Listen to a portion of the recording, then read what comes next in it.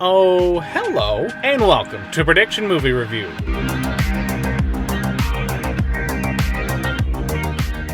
Hey guys, my name is Dylan. Armed with only a trailer and the first 30 minutes of a movie, I'll attempt to prove just how lazy Hollywood has become. I don't just mean how every movie is either a sequel, prequel, or a reboot. Who would dare find a formula that works and then repeatedly use it and just make small changes in hopes that nobody notices? I'm talking with their stories, the plot twists, the generic tropes, and most important, marketing. Today we have all the ingredients for a perfect movie. Action star Liam Neeson, Colorado, drugs, a snowplow, no, seriously, a snowplow, a murder, and a taste for revenge. How can this not be awesome? We must get to it, quickly, there's no time. It's the Prediction Movie Review for Cold Pursuit. I'm very honored to be named Kehoe Citizen of the Year. Damn, Colorado, you don't have much going on if a snowplow driver is your #1 citizen. Next year's winner will be Glenda, the woman who bakes fun cakes. Mr. Coxman? What can I do for you? It's about your son. Alright, if you're auditioning to be the son or a daughter to Liam Neeson in one of his movies at this point, you have to just assume that you are going to end up kidnapped or murdered. But he will exact revenge in gruesome fashion. He's dead.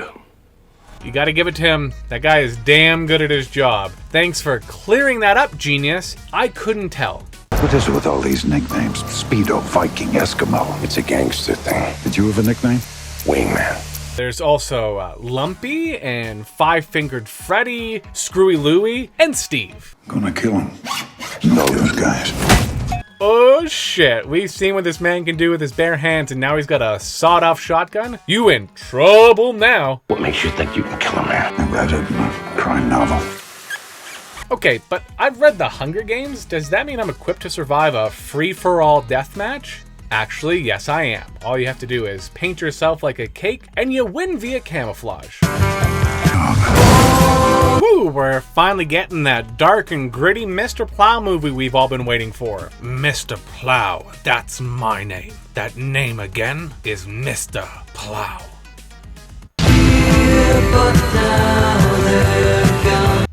Nice song choice. You know what's missing though? It could really use some more cowbell. I gotta have more cowbell. Nels Coxman, Citizen of the Year. Good for him. He won it for moving snow, but really he deserves it for single-handedly cleaning up the city's drug problem. What good is the police when a guy in a snowplow has done more in a few days than they do on the regular? Trailer done, now on to the first part of the movie, and then we'll come on back and make some predictions.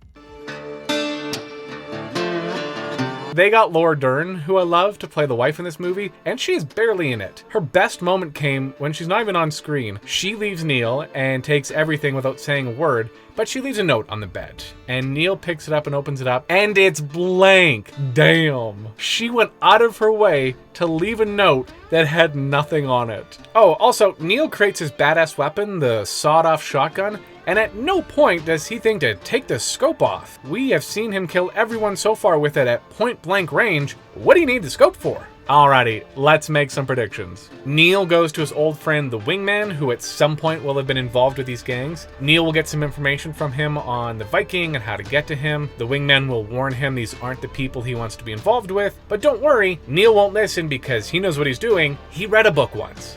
All of the people that Neil has killed so far will lead to Viking pinning this on White Bull, and we'll see a turf war between the two, which will of course lead to tons of shooting and murdering, and the police doing nothing about it. A big shootout between the two groups will occur, and I think at some point during that, somebody from White Bull's group, potentially even a family member, will get killed, and that's why we see in the trailer the two shots, one of him standing and screaming on a hill, and another where they're carrying a casket. This leads to him becoming much more angrier with Viking and his crew.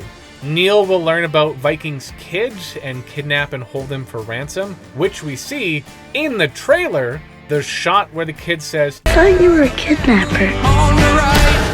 Not all the time. Thank you for that unnecessary spoiler. It added nothing to the trailer. This will lead to Viking finally realizing who's been doing all this and sets up the big finale. The cops seem extremely useless, but I feel like the male cop, he has made a couple of comments that make me feel like he has a much deeper involvement in the drug scene, possibly an inside man for Viking, and that could come into play later on.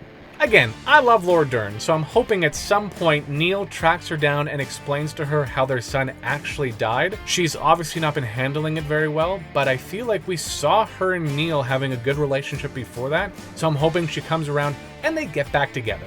I will be very sad if Neil doesn't have a scene where he's talking on the phone with the Viking and Viking says that he's going to kill him for taking his son, and Neil throws out some badass action line like, "It'll be a cold day in hell before you do that," or "I've been on a cold pursuit of you." Okay, that one's a little too on the nose. They will set up a place to have one big final fight, and Neil will show up and thwart off all the henchmen, leading to one final fight, mano a mano, and Neil will finally complete his mission and kill Viking. Weird movie so far. I'm not sure how much is going to change from here on out, but there's only one way to find out. Back to it. I'm sorry, I know a lot of people worked really hard and made a shit ton of money making this thing, but what the hell was that story and editing? Which should have been a very clear cut, you killed my son, now I'm gonna kill you movie, jumped all over the place and got very convoluted, showing us things that don't even matter, and then it's like they realized, oh yeah, Liam Neeson is the star of this thing. He was by far the most interesting part, and yet he gets pushed aside. This is the one time I would have been very happy with a cookie cutter generic action movie where he kills a bunch of people and then at the end we see him finally get his payoff and killing the bad guy. So many random things happen that just so happen to line up perfect for the story, like Viking having two hidden gay lovers as henchmen and then one of them gets killed 10 minutes later, and the only point of showing us that is so that the other one will tip off Whitebull and his crew so that they can show up just in time to have a shootout, because if that doesn't happen, Neil's dead.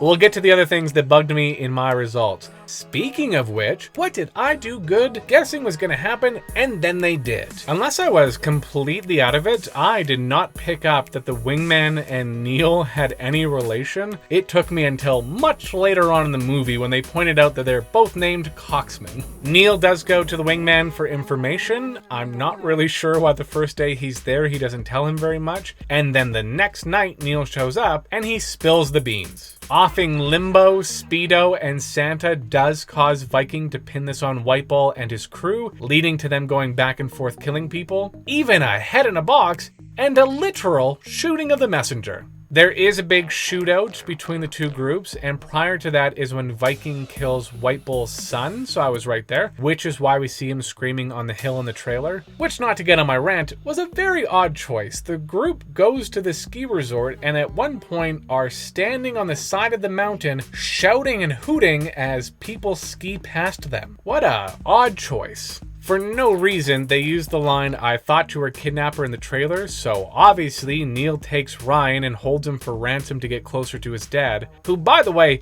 is way too excited to be taken by a stranger. Although, thinking back on it, the way he gets treated by his dad, I don't blame the kid. They show the mom running to pick up Ryan from school, and then the very next day, she is conveniently late enough that's when he's taken. I have no idea why she's in this thing, because all of her scenes with Viking, they just talk about gym bags and diets, and that's about it. Her only purpose in this is to be late picking up her son the one day two people are trying to kidnap him. As usual, I was wrong, but only about a few things. The cops were completely useless, and that's not an understatement. You can completely remove them from this movie, and it changes nothing. Emmy Rossum at one point learns the identity of the two kingpins, but then the very next scene, Neil learns the exact same information from the wingman. It would have been a neat twist if the cop that I thought was dirty, when he finds Viking as he's about to die, if he just leaned in and whispered, "I'm proud of you," and he's his uncle or something like that. The whole point of this movie was Neil exacting revenge for what these people did to his son. The payoff should have been he gets to look him in the eye and kill him. But instead, Whitebull shoots Viking through the windshield, killing him, and we are robbed of that moment knowing Neil got his revenge, or at least personally. Rather, it's Whitebull who gets the emotional payoff and finishes off what he had started, which was a son for a son. Once again, Neil being unimportant in his own movie. Then it leads to the strange ending of Neil and Whitebull having their quiet snowplow ride back And then we see the parachute dude who was parachuting the day before. Seriously, they show us that a full day has passed, crashes into the front of the snowplow, and gets chopped up. End credits. It pains me to say it because I really wanted a dumb Liam Neeson action movie, which is there, but there is so much unnecessary filler in between that only adds to the 2-hour runtime. I haven't been this disappointed since we all thought Liam Neeson was gonna fight a wolf in The Grey.